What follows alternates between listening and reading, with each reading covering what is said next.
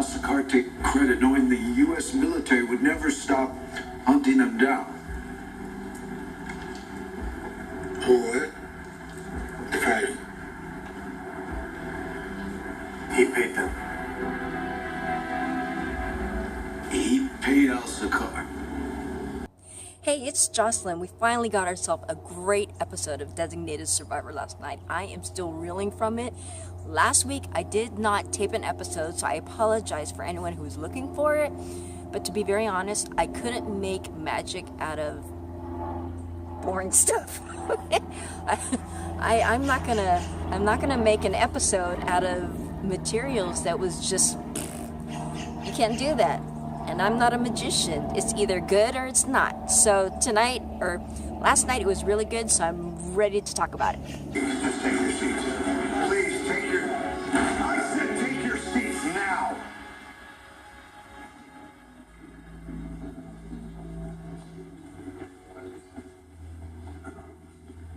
I'm sorry for losing my temper, but I have lost my temper.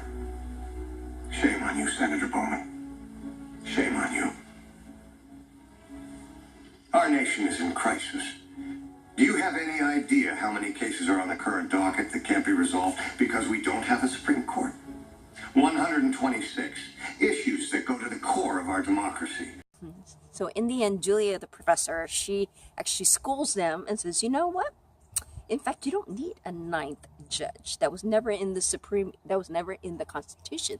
There was never an existing number. It was up to Congress to decide how many justices should actually preside. So with that in mind, they have 4-4 for both sides and they can continue on. So well played, well played. What I like is it's going to shut up Mr. Montana for a while.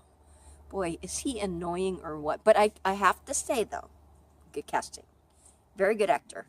So for the purpose of him, so with him being the villain of the show and the major antagonist to President Kirkman, I admit we have to keep him. We have to keep him on the show because it gets the viewers really riled up. And we need someone to hate. So we hate Montana. Right? Right. Okay. Okay, so now let's get to the real story. Ta-da! I am extremely happy that my theories were right about it. And I just feel so validated right now. If you're wondering what were her theories, well, then I'm going to say watch my other YouTube videos and catch up. So now we know for sure that yes, there is a secret society. They're called the True Believers. That is so freaky. I like how Hannah and Jason were in the small town doing some investigating. And when they met the locals, they're not really locals. So I thought it was really interesting that they noticed that these are license plates from out of state. So here's my thought, or at least this is what I would like to see. I think it'd be really wise, and it should have been really smart for Hannah and Jason to just take pictures of the different license plates, right? Wouldn't that be a good idea, just to get a sense of who these cars belong to? You could still, do some background checks and find out who rented these cars or whatever, but I think that would be a good start, just to get an identity of who do these cars belong to? Why are they from New York? Why are they from, all over the place? Can I ask you a question? Sure. Is there a ski area around here? You see any mountains nearby? No, we just see a lot of cars with out-of-state plates. Just curious. You're talking about the True Believers. The what? Well, that's what we call them. They get together on private property 3 or 4 times a year, and they stick together. They pay cash, though. No credit cards. Strange bunch. So what exactly do they do out there? Nobody knows, really. A bit of camping. They light bonfires. How do you know they light bonfires? Well, you see the glow.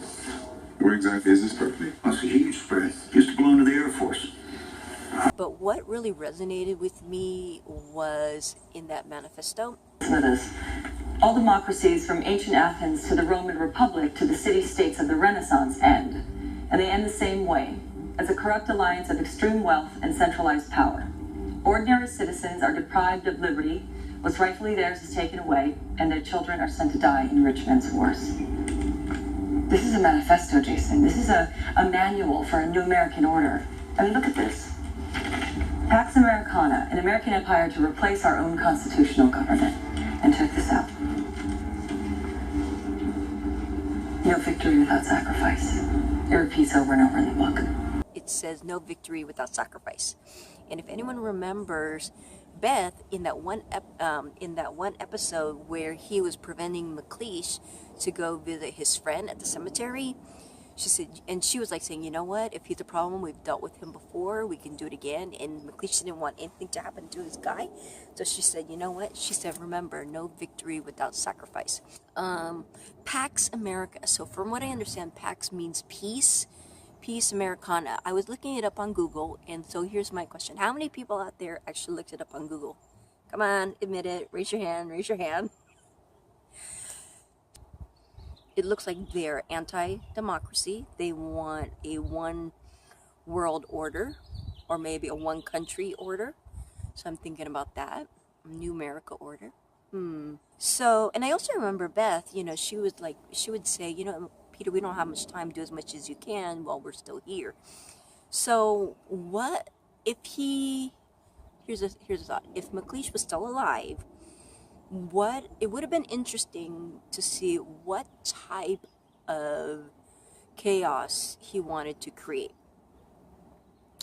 What type of chaos? Because if they had McLeish as a head, what truly would have been the acts that they would have created to dismantle the United States? Cue shock when Lozano walked out of the helicopter. Okay, so probably most people were shocked. This was me. When I saw it was indeed Lozano alive, I went, yes!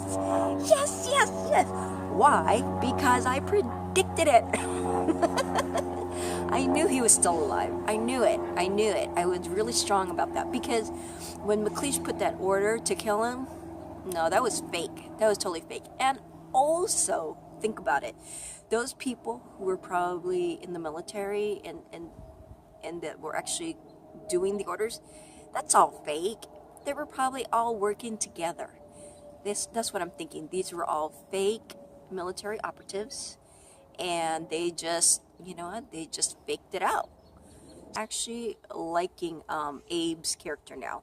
So he's definitely annoying, but you know what, now that you got the press involved and you got this investigative reporter, he is adding now like this wild card to the show.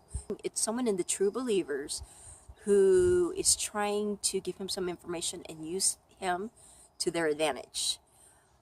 I think that's what's going to happen, because there's that whole cell phone thing again, you know, and we didn't have that contact person because we lost Claudia and Poyette, we lost the other people, and so we didn't have anybody that would be connected to this group. So now I think we're going to get it through Abe. I think they're going to be manipulating him and feeding him information, and they probably are going to use him because he's the press to their advantage to make their manifesto come true. So I thought that was interesting, and you know, I just think it's interesting that Abe is going to get more and more information, but I think it's going to make the president and the FBI look bad. So that's what I think. I think they're going to use him to their advantage and twist the whole story. Yep. Okay, so my predictions. I predict, just with President Kirkman and his role with the administration, he's got to keep running the government. Okay, what else is next? He's got to deal with this somewhat compromise, or this assumption that his VP is going to be Hook Stratton. I still think that's going to happen. I don't know what's up with Emily, though, because I think Emily is starting to get a little power trip here. I know she's protecting the president, but you know what? I think Emily's turning cold. That's what I think. I think she's turning cold. I don't know. I'm not feeling Emily right now. I'm kind of mad at her just for the way that her personality is changing, and she's all business. And I know she's trying to do a really good job, but it's like, girlfriend, chill out. You know, go on a date, get something to drink. I don't know about Emily, but she needs to get laid.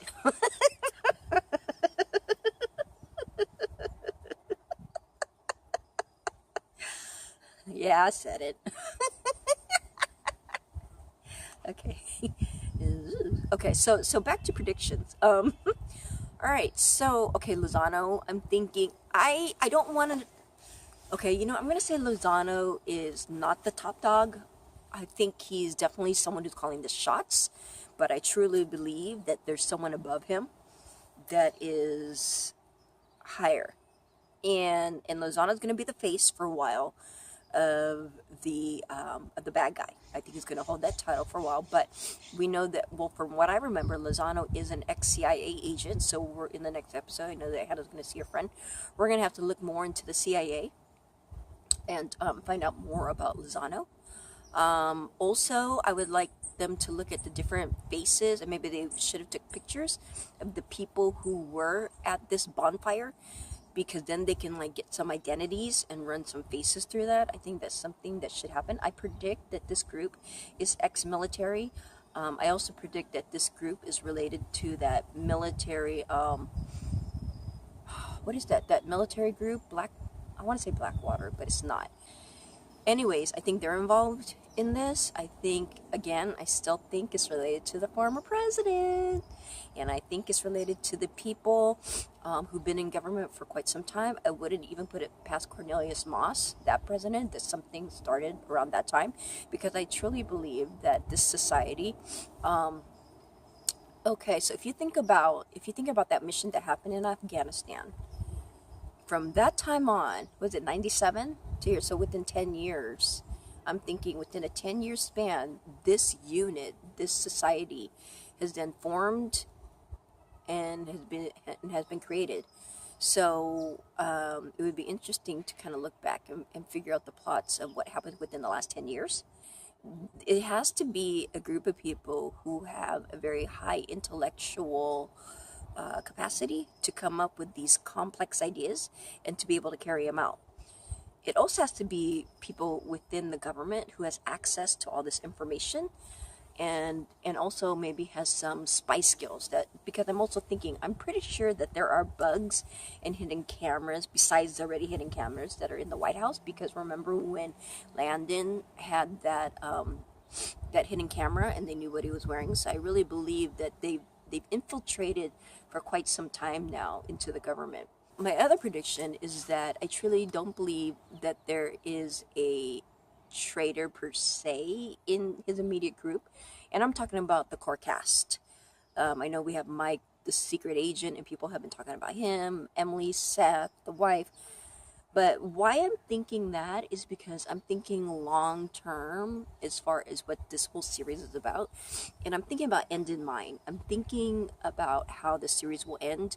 And if anything, I would think the writers would want this whole series to end on a positive note.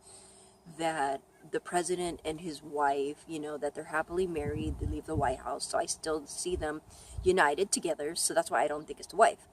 Emily, I see her moving on to like a higher position, or maybe she moves out of government or something.